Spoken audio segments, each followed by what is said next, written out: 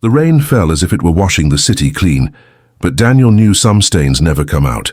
He watched the drops slide down the window of his small apartment, a cold, dim place filled with bottles and silence. The clock ticked past midnight, marking time for a man who had long stopped caring about it.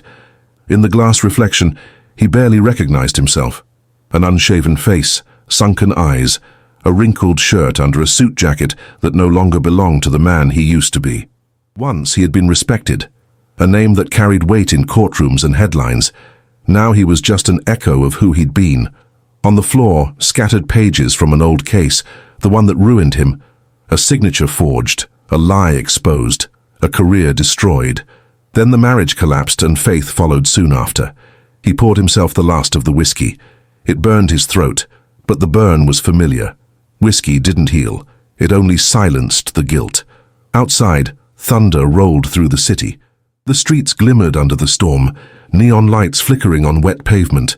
Daniel put on his coat and stepped outside, not sure where he was going, only that he couldn't stay there any longer.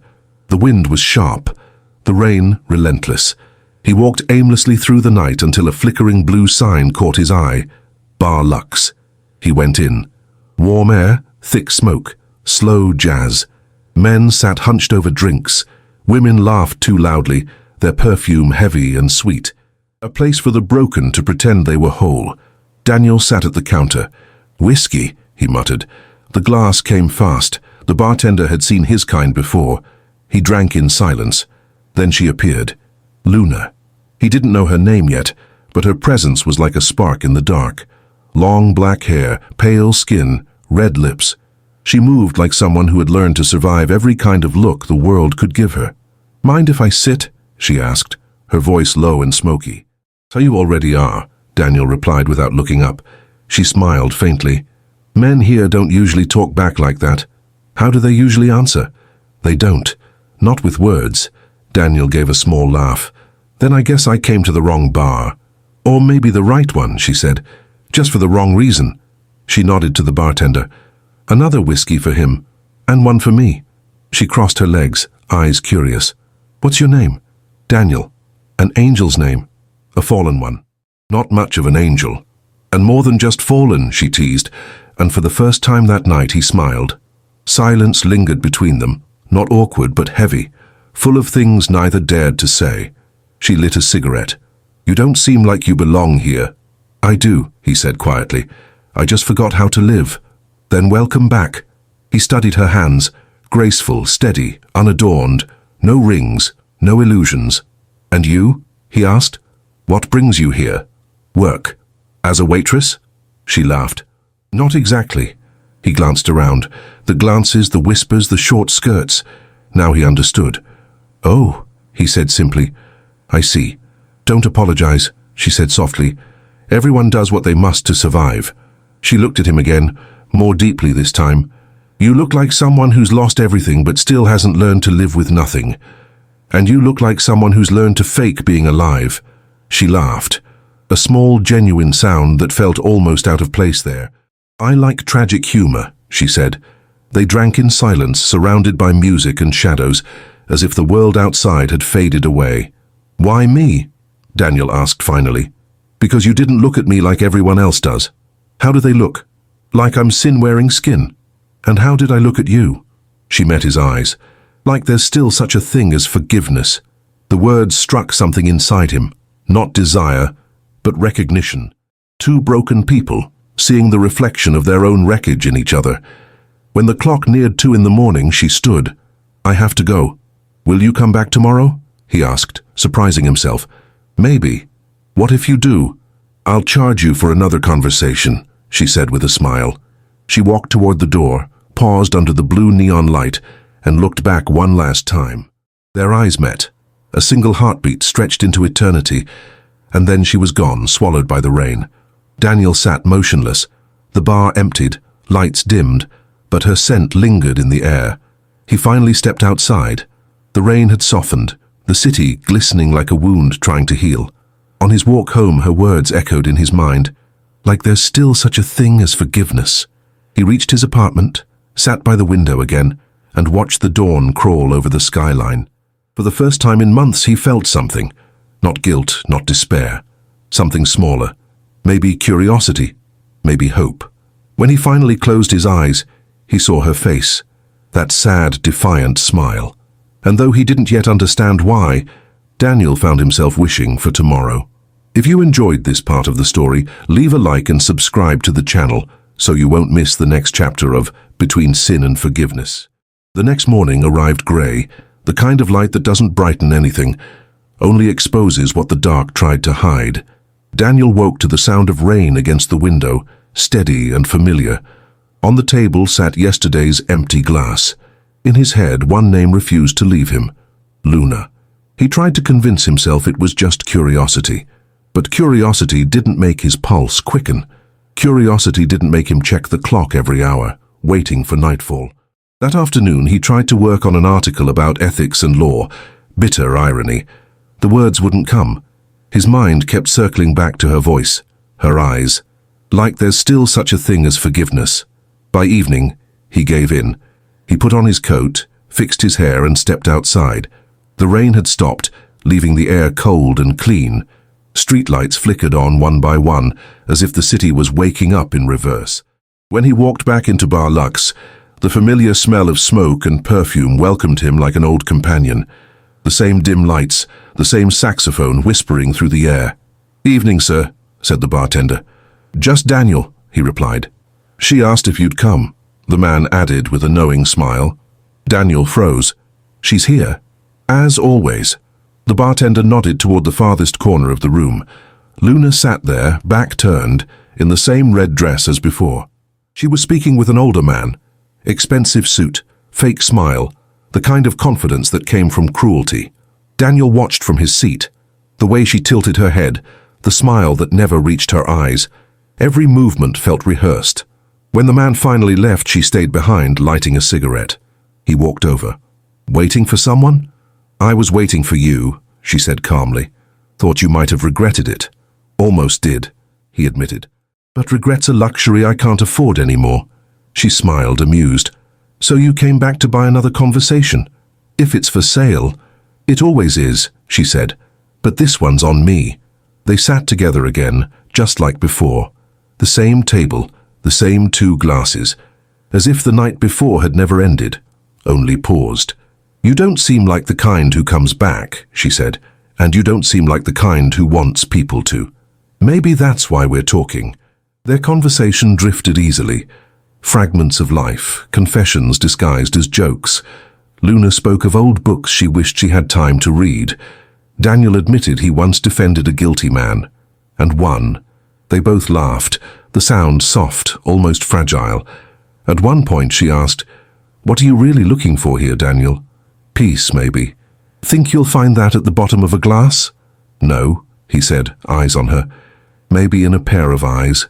She looked away, stirring the ice in her drink. "Careful what you look for. Sometimes love's just another kind of punishment." Silence.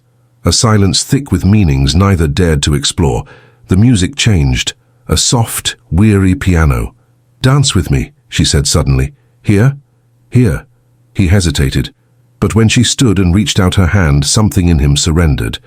Her hand was warm. They moved slowly, barely swaying.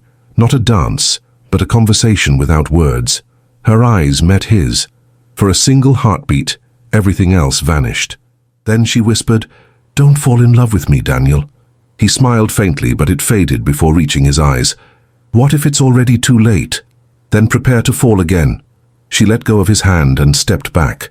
Before he could say anything, a man walked in. Black suit, cold eyes. The room seemed to shrink. Luna lowered her gaze. "I have to go." "Who is he?" "The one who owns this place," she said softly. "And me."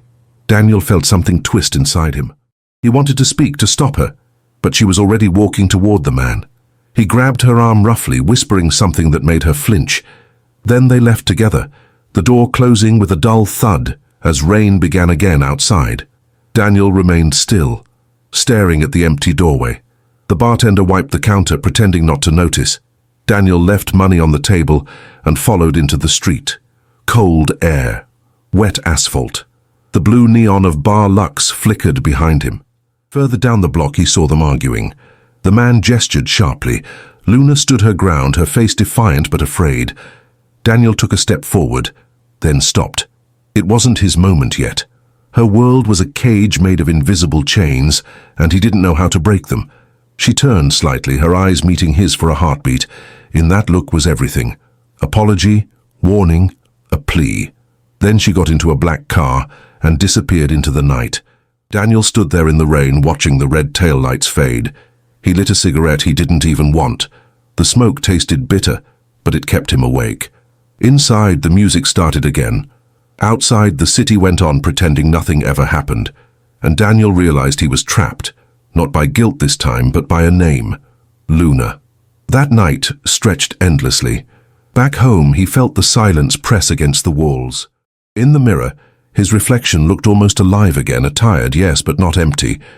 Before bed, he took a scrap of paper and wrote, "Some people arrive like storms, destroying what was already dead and bringing life to what still had a chance to grow." He folded it, slipped it into an old poetry book, and turned off the light. The rain kept tapping on the window, steady, familiar, like a heartbeat reminding him the world still breathed. The city woke under a sky the color of ash. Daniel hadn't slept.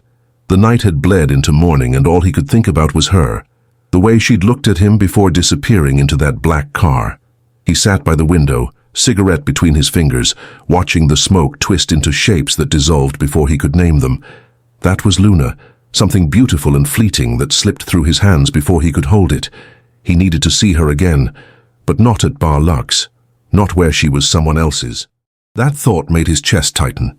He shaved, dressed neatly for the first time in weeks, and left the apartment with no plan other than find her. He went back to Lux that evening, earlier than before. The neon sign hadn't even been turned on yet. The doors were still closed. He waited across the street, under the awning of a closed shop, watching the rain start to fall. After a while, a car pulled up, black-tinted windows, the same car. Luna stepped out first, coat over her red dress, head down against the drizzle. Behind her came the man from the night before, the one with cold eyes and a darker soul. He unlocked the door and let her in, speaking to her in low, sharp tones. Daniel's jaw clenched. He didn't know what he was doing there, or what he could possibly do. He only knew that something about seeing her under that man's control felt unbearable. When the door shut, Daniel crossed the street. He stared at the blue letters above the entrance. Bar Lux. It felt different now. Not a place of escape, but a cage lit by pretty lights. That night, he didn't go inside. He waited until the lights dimmed and the bar closed, then left silently. The next morning, he went to see Father Miguel. The priest had been his friend once, back when Daniel still believed in things like justice and mercy. Now the small chapel smelled of candle wax and old wood. "Daniel," Father Miguel said, surprised, "it's been a long time." "I'm not here to confess," Daniel muttered. "I didn't expect you to," the priest replied gently, "but something's weighing on you." Daniel hesitated, then said, "There's someone I met, a woman. She's in trouble." Father Miguel studied him in silence. "And you want to save her?" "I don't even know how, or if I should." The priest sighed. "Redemption can't be forced. You can't pull someone out of darkness if they believe it's their home." Daniel looked away. "She doesn't deserve that life. Neither did you deserve to lose yours. Yet here we are." The words stung, but they also rang true. Father Miguel placed a hand on his shoulder. "Sometimes, Daniel, the only way to help someone is to stand by them, not above them." That night, Daniel returned to Lux. This time, he went inside. The bar was busier than usual, the air thick with laughter, lies, and perfume. At the far end, Luna sat with a group of women smiling mechanically, pretending to be part of the noise. When she saw him, the mask slipped, just for a moment. Her eyes widened slightly, then softened. He walked over. "Didn't expect to see you again," she said, voice steady but eyes uncertain. "I needed to talk." "About what?" "You." She laughed, though there was no humor in it. "Daniel, this isn't the place." "Then where is?" She hesitated, then nodded toward the back door. 10 minutes. The alley behind Lux was narrow and damp. The sound of the rain mixed with the hum of the city. When she stepped out, she had already lit a cigarette. Her hands trembled slightly. "Why are you doing this?" she asked. "Because you don't belong here." "And you do?" He had no answer. She exhaled smoke, watching it vanish into the cold air. "I told you not to get involved. You think I can just walk away now?" "You should. And leave you here?" She turned sharply, her tone breaking. "This is my life, Daniel. You can't fix it. You can't fix me." He stepped closer, his voice low. "I don't want to fix you. I just want to understand you." Her eyes shimmered under the dim light. "You won't like what you find.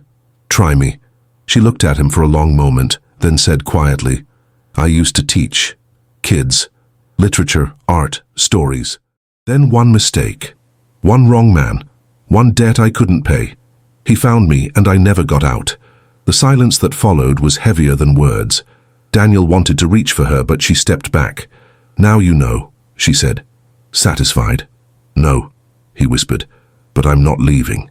She shook her head. "You don't understand. He owns me. You can't just walk in and change that.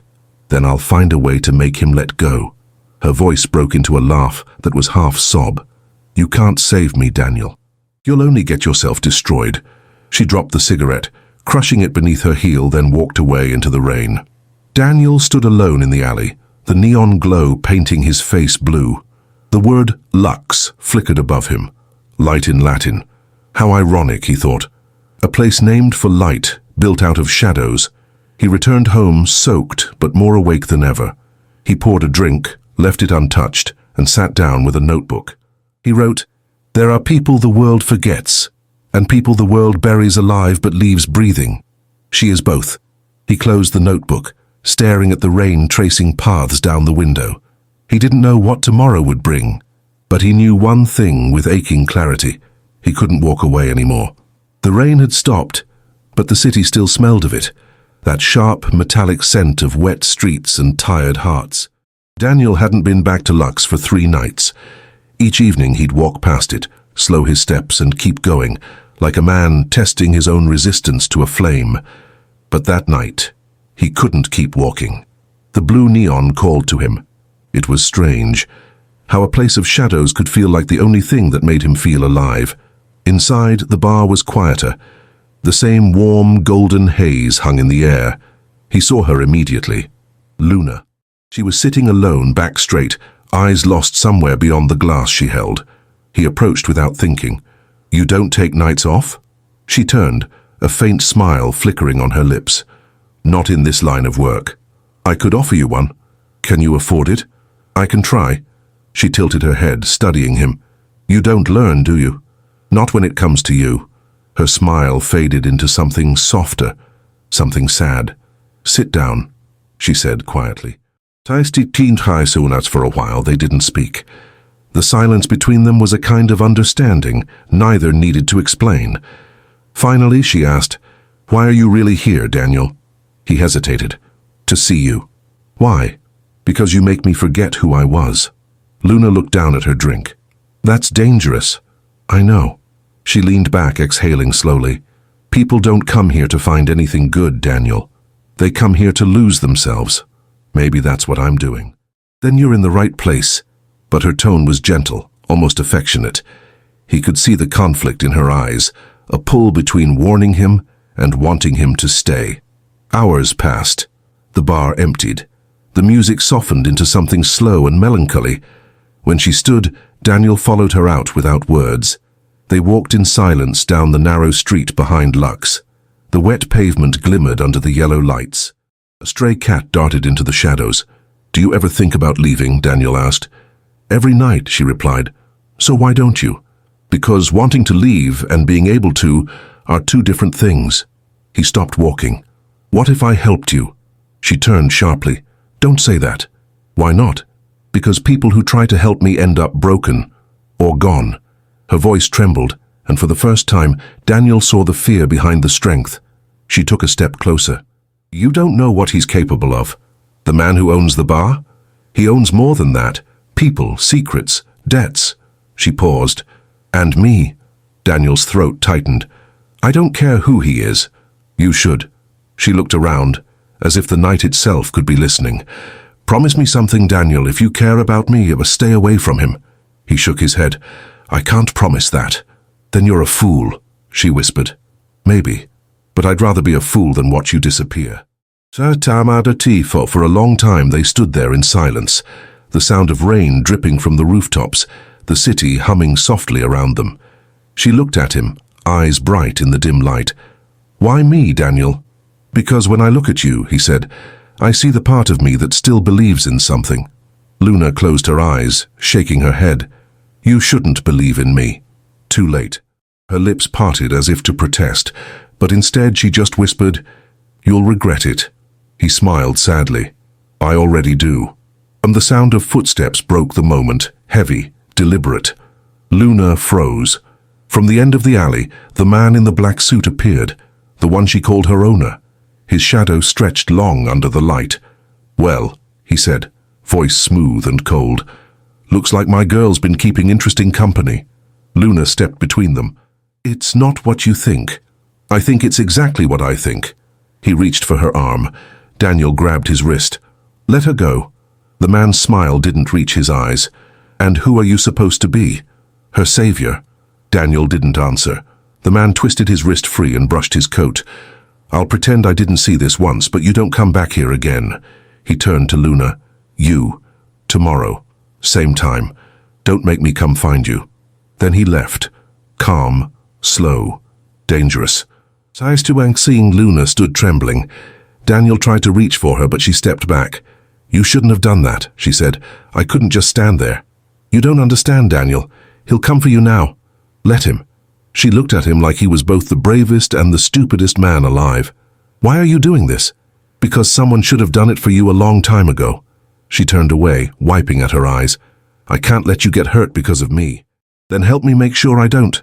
She almost laughed through her tears. You really think you can save me? I don't know, he said, but I'll try. They stood there for a long time, rain beginning again, gentle, persistent, cold. Finally, she whispered, Go home, Daniel. I don't want to. Please, for me.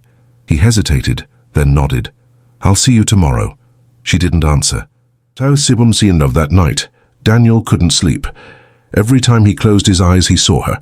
The fear, the sadness, the flicker of hope she tried so hard to hide. He knew he'd already crossed a line he couldn't go back from. But if there was a price for hope, he was ready to pay it. The next morning, the rain had stopped, but the air was still heavy, as if the city was holding its breath. Daniel hadn't slept. He sat by the window again, the same spot where he'd once watched the storm. Only now he wasn't thinking about the past. He was thinking about her, Luna. Every part of him screamed that what he was doing was insane. He didn't know her whole story. He didn't know what this man, her captor, her owner, was capable of. But he knew one thing. She wanted out, and he couldn't live knowing he'd done nothing. He grabbed his phone and called an old contact, a private investigator who owed him a favor. Need a name, Daniel said. Yours? The man joked. No, a man. Runs a place called Bar Lux. Black market connections. Possible trafficking. That's dangerous ground, Daniel. I know. Can you find him? There was a pause. Give me a day. That day felt like a lifetime. Daniel tried to distract himself, but every thought circled back to Luna. Her eyes, her voice, the way she said, You'll regret it. By nightfall, his phone rang. His name's Dante Vega, the investigator said. Old money, new crimes, owns Lux and a handful of other clubs. Not the kind of man you cross. Daniel's hand tightened around the phone. Does he have connections? Enough to make you disappear if you're not careful. Then I'll be careful. Daniel, don't do something stupid. He hung up. That night, he went back to Lux. The city felt colder, the neon harsher, the shadows deeper. Inside, the bar was packed. Laughter too loud, smiles too false. Luna wasn't there. He asked the bartender, trying to sound casual. She's not on tonight, the man said, eyes avoiding his. Daniel stepped out into the street. Rain again, light but steady. He walked the length of the block twice, scanning every car, every shadow. Then he saw her, across the street, half hidden under an awning, lighting a cigarette. Her hair was wet, her makeup gone. She looked exhausted. He crossed quickly. Luna. She startled, then frowned. What are you doing here? I came for you. You shouldn't have. I had to. She sighed, shaking her head. You don't understand. He's already watching us. Then let's give him something to watch, Daniel said, grabbing her hand. Daniel, just trust me. For a moment, she hesitated.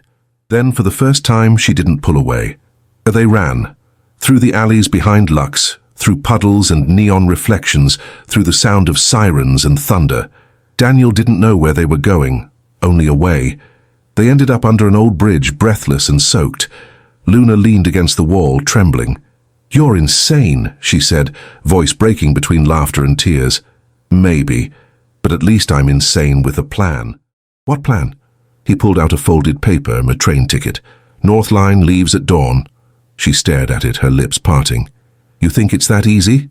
It has to be. She laughed again, but this time it was hollow. Daniel, I owe him money. More than you can imagine. He doesn't let people just walk away. Then he'll have to learn. You don't get it, she whispered. He doesn't lose. Then I'll make sure he does. She looked at him, something fragile in her eyes. Hope, maybe, or fear of it. Why? She asked. Why would you risk everything for me? Because you made me remember who I was. And they stayed there until the rain slowed. Daniel gave her his coat. She wrapped it around herself, shivering. In the dim light she looked different, softer, younger, like the woman she could have been. I don't deserve this, she said quietly. Everyone deserves a second chance. She smiled faintly. Do you believe that? I have to. It's the only thing keeping me alive. Her eyes glistened. Then maybe I'll start believing too. For a brief moment, the world outside the bridge didn't exist. There was just her and him, and the sound of water dripping from stone.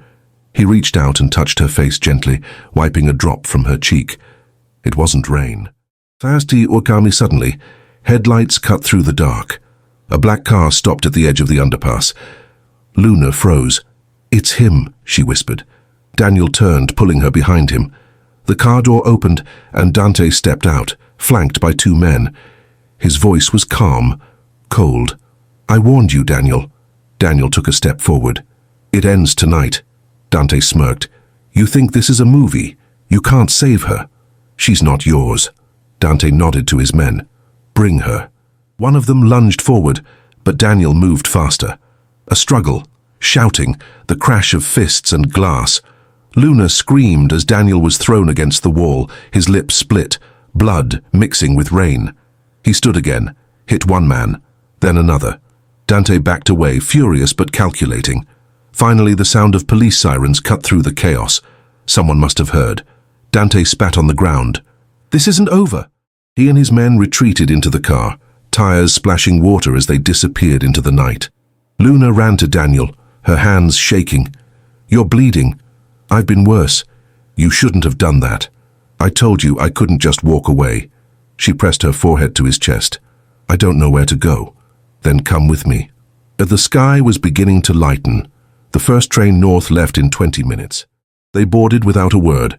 Luna sat by the window, watching the city fade, the only home she'd ever known, shrinking behind the fog. Daniel sat beside her, hand resting near hers but not touching. For a long time, they said nothing. Then Luna whispered, Do you think we'll make it? He looked out the window. I don't know, but we're free for now, and that's enough. She leaned her head on his shoulder. The rhythm of the train carried them into the dawn. Fasti sound of the train rolled through the night like a heartbeat, steady, heavy, alive. Daniel sat by the window, his reflection staring back at him through streaks of rain. Luna slept against his shoulder, her breathing uneven, her fingers still trembling from the chaos they had escaped. He hadn't planned any of this, not the fight, not the escape, not the way his heart felt when she leaned on him like that. But some choices don't wait for reason. The rhythmic clatter of wheels on track filled the silence between them. It was the sound of distance, from pain, from guilt, from everything that had broken them. When Luna stirred, she blinked as if surprised to still be there. Where are we? She murmured. Halfway to somewhere better, he said softly. She smiled faintly, still half asleep. I didn't think you'd actually do it. Neither did I. She looked out the window, her reflection a ghost beside his. Do you think he'll come after us? I think men like him always do, but we'll be gone before he finds where to look. Her eyes softened. You sound like you've done this before. Maybe I just sound like someone who finally decided to fight for something that matters. And the train reached a small coastal town by morning, a forgotten place where the sea met the cliffs in long, slow waves. They found a small inn overlooking the water. The woman at the counter didn't ask questions. She handed them a key, smiled faintly, and said, "The room has a view." Inside, the room smelled of salt and dust. The walls were pale blue, faded from years of sunlight. There was only one bed. Neither of them mentioned it. Luna walked to the window, staring out at the horizon. The ocean stretched endlessly, grey, calm, merciful. "It's beautiful," she whispered. "It is," Daniel said, "and quiet." I'd forgotten what quiet sounds like. She turned, her hair messy, her eyes soft. "Why did you help me, Daniel?" He hesitated. "Because I couldn't watch someone like you be swallowed by a world that doesn't deserve you." She smiled sadly. "You say that like you've never been swallowed before." "I have." That's how I recognized the look in your eyes. And days passed.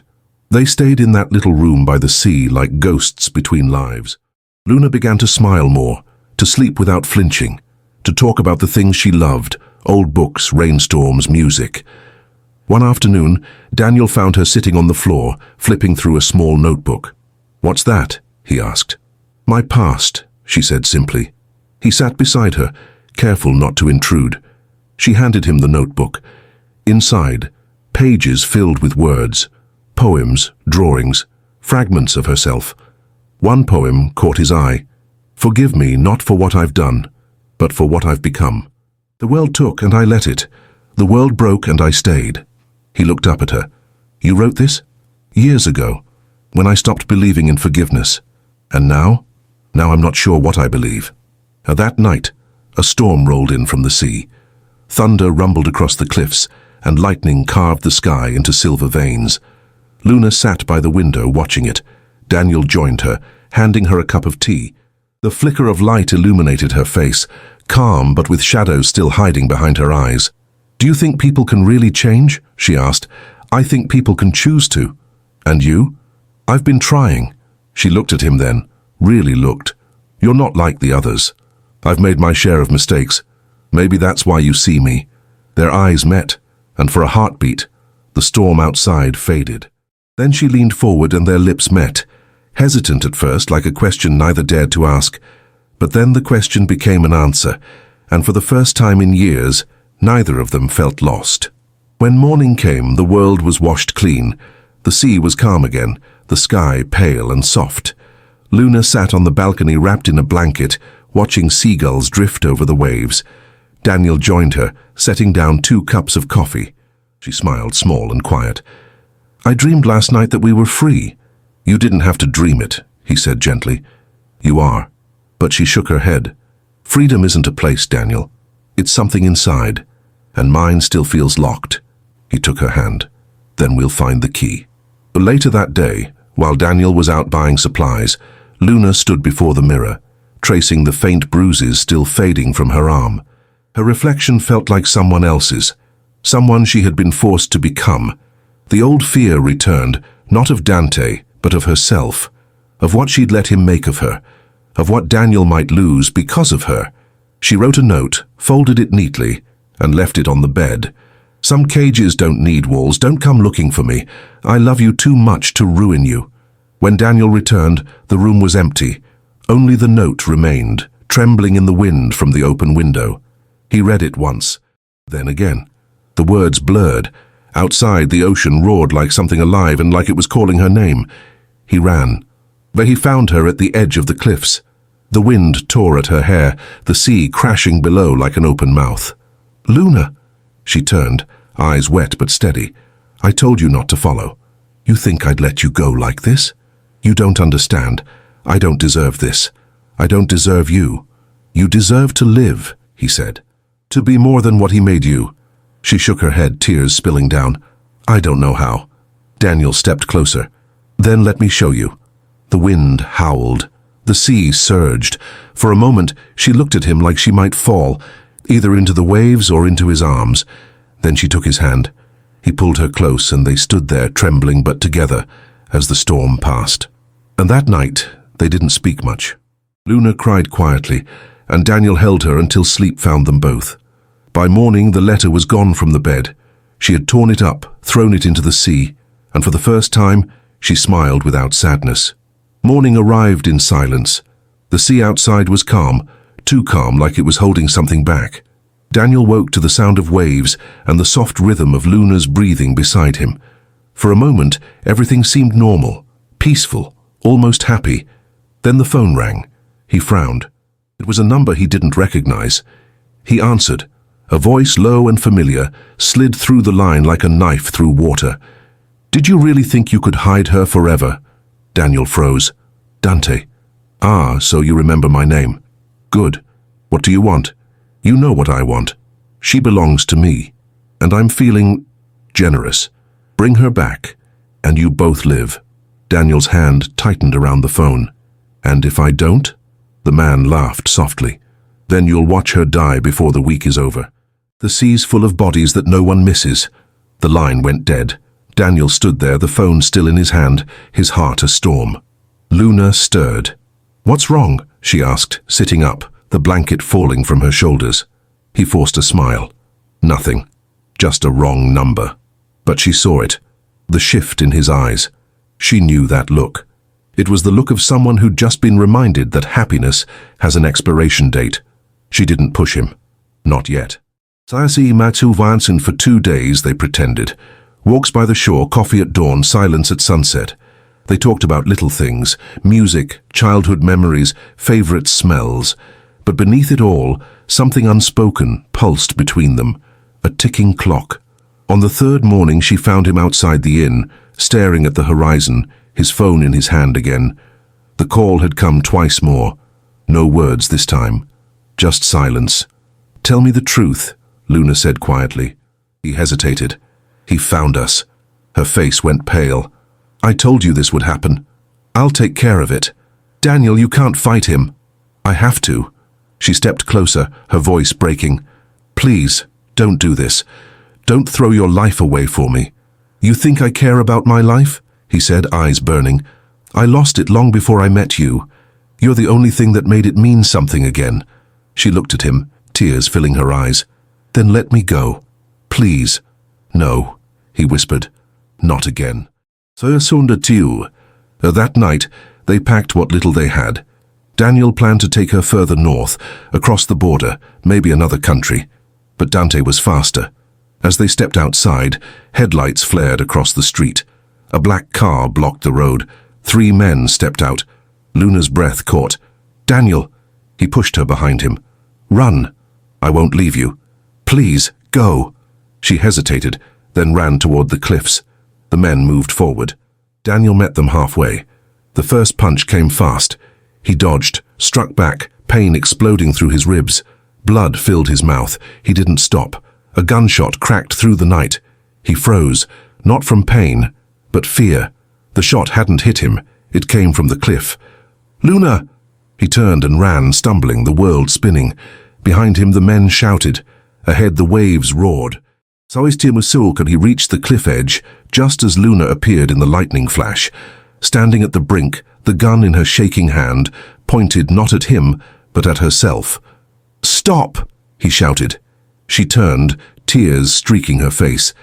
"I can't let him take me again, Daniel, I can't." "You won't. You don't have to do this. You don't understand," she sobbed. "He'll never stop. If I'm gone, he has nothing left to hold over you." Daniel stepped forward, voice trembling. "You're not his. You never were. You're mine. And you're free." She shook her head. "You don't save someone like me. You survive them." The wind tore at her hair. The sea screamed below. "Luna, please," he said, taking one last step. "Forgive yourself. Just once, for me." For a moment, something changed in her eyes. The storm quieted. Then, with trembling fingers, she dropped the gun. She fell into his arms, sobbing. He held her like the world was ending, and maybe it was. At Cortibiusayim, they never saw the man who came from behind. A flash of movement, the butt of a gun against Daniel's skull. Darkness. When he woke, the world was fire and sound. The wind screamed, waves thundered, and Luna's voice was calling his name. He crawled toward her through the rain. Dante stood behind her, gun aimed, his face twisted in rage. "I told you, Daniel," he hissed. "You can't save what doesn't want to be saved." Luna turned. "Then save yourself," she whispered, and pushed him. The two men fell. One scream swallowed by the ocean, one silence that broke the sky. Hours later, dawn broke over the cliffs. The sea had calmed, as if mourning. Fishermen found Daniel unconscious on the rocks, his hands torn, his body broken. No sign of Dante, no sign of Luna. Only the sea, endless, cruel, and quiet. When Daniel awoke in the hospital, he asked for her. No one answered. And weeks passed. He returned to the city, a ghost of himself. Lux was gone, burned to the ground in a mysterious fire. No trace of Dante, no trace of Luna. He went to the chapel where Father Miguel waited. "She's gone," Daniel said. "Maybe not," the priest replied gently. "Sometimes love doesn't die. It just changes shape." Daniel looked at the sea through the chapel window. "She said forgiveness wasn't real." Father Miguel smiled. "Then forgive her for that." That night, Daniel walked to the pier. The tide was high, the moon full. He took a piece of paper from his coat. Luna's poem, crumpled but legible. "Forgive me not for what I've done, but for what I've become." He folded it carefully, kissed it once, and let the wind take it. It danced for a moment, then vanished into the dark. "Goodbye, Luna," he whispered. "Thank you for teaching me how to live again." It had been 3 months since the storm, 3 months since the sea swallowed Dante Vega and took Luna with it. 3 months since Daniel last heard her voice, and the world had not been the same since. The city had returned to its rhythm. Cars, people, noise, life, as if nothing had happened. But for Daniel, time moved differently now, slower, softer, as though each day carried her ghost through the air. He left his law career behind. The office, the suits, the endless lies, and all gone. He started volunteering at a small shelter by the docks. It was a quiet place, mostly women, runaways, forgotten souls, the kind of people society stopped seeing. He never asked questions about their pasts. He only listened, because once someone had done that for him. One afternoon, as he was cleaning one of the rooms, a young woman came in, thin, nervous, clutching a small notebook. She reminded him of Luna. Her eyes carried the same fear of being seen. Daniel smiled softly. "You can stay here as long as you need," he said. She hesitated. Then she whispered, "Do you believe people can change?" He paused, looking at her, and for a moment he saw Luna in her face. "Yes," he said quietly, "I do." And at night, Daniel still went to the pier. The sea was calmer now, but he never trusted it completely. He'd stand there, hands in his pockets, watching the moonlight ripple across the water. Sometimes he imagined he heard her voice in the wind. Sometimes he swore he could see her silhouette in the fog, walking barefoot along the shore, hair wild, eyes alive.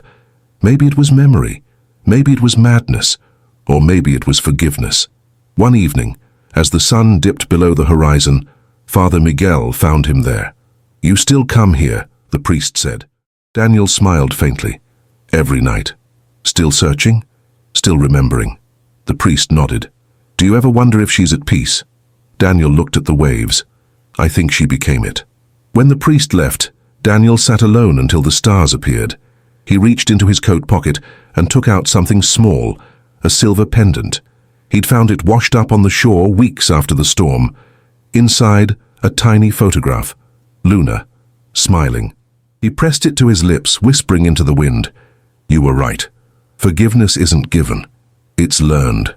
Later, back at the shelter, Daniel walked into his small office. On the desk was a letter. No name, just a single folded sheet of paper. He opened it slowly. "Dear Daniel, if you're reading this, it means I survived. The sea didn't take me. It freed me. I've been far away, healing, learning how to be someone new. I couldn't reach out before. I needed to disappear. You once said everyone deserves a second chance. I'm taking mine now. Don't look for me, just live. L." The paper slipped from his hands. He sank into the chair, eyes glistening, and then a smile. A small, broken, beautiful smile. She was alive. Somewhere out there, she was breathing the same air, walking under the same sun. That was enough. The next morning, Daniel stood outside the shelter, watching the sunrise. The sky burned gold and crimson, the colors of endings and beginnings. He whispered to the horizon, "I forgive you, Luna, and I forgive myself." The wind carried the words away, soft and sure, and for the first time in a long, long while, Daniel felt at peace. The screen fades to black. Then a whisper. Luna's voice, gentle, eternal. "It's not the sin that kills us. It's forgetting that we can still be forgiven." Saya satu akarias. If this story moved you, if it made you feel, remember, or believe again, leave a like and subscribe to the channel. More stories like Between Sin and Forgiveness are waiting for you. In the end,